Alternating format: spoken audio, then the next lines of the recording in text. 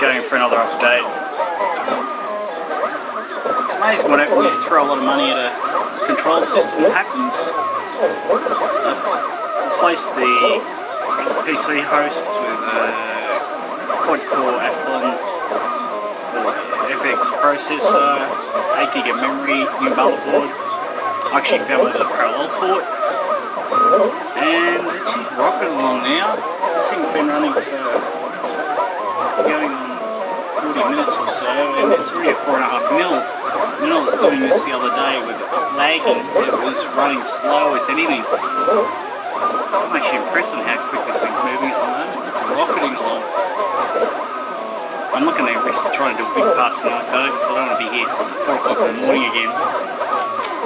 Anyway, so I'm having another go at the little gear. It actually appears to be pretty okay. I'll have to wait till it finishes to actually examine it properly, but yeah.